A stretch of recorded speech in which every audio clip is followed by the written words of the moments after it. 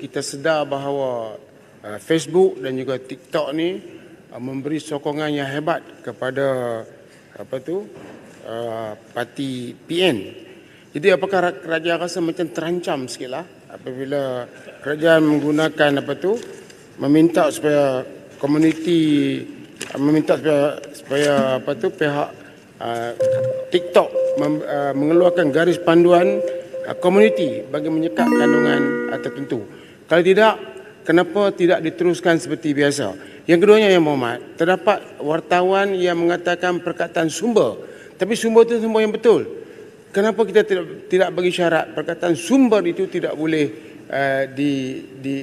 disebut? Sebab dia sebut.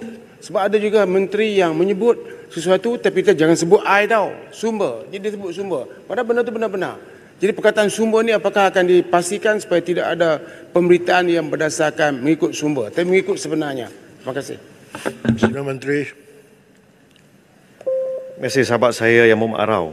Ini dua soalan yang baik untuk makluman Dewan Yang Mulia ini. Bagi mana-mana penyedia perkhidmatan media sosial termasuk TikTok dan Facebook yang dikendalikan oleh Meta, semua syarikat ini mempunyai garis panduan komuniti ataupun community guidelines sendiri.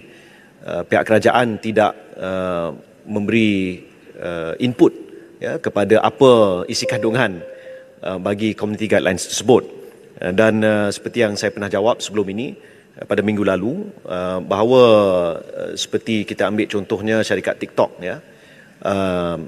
dia sebenarnya menurunkan konten berdasarkan community guideline dan hampir lebih 90% daripada konten yang diturunkan itu, malah lebih tinggi dari itu, 95%, dilakukan secara automatik berdasarkan AI, Artificial Intelligence, syarikat tersebut.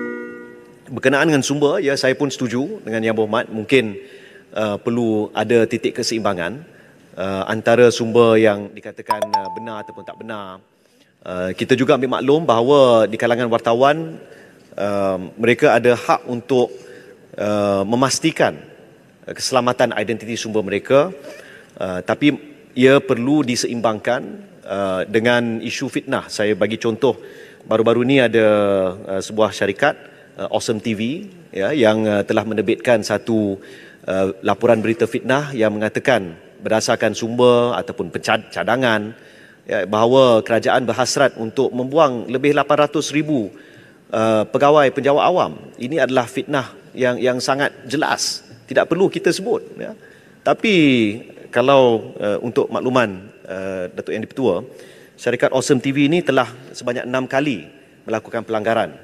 5 kali sebelum ini, jadi, dan kali yang terakhir ini kali ke-6. Jadi pada jam 12.30 hari ini, pihak Suruhanjaya Komunikasi dan Multimedia akan bertemu dengan pihak Awesome TV untuk membincangkan kerana pelanggaran-pelanggaran ini berlaku huaima di pentadbiran sebelum ini sekalipun. Jadi kita perlu ada keseimbangan dan mungkin ini bersifat perbincangan di antara pengamal media dan juga pihak berkuasa untuk cari titik temu bagi isu tersebut. Terima kasih.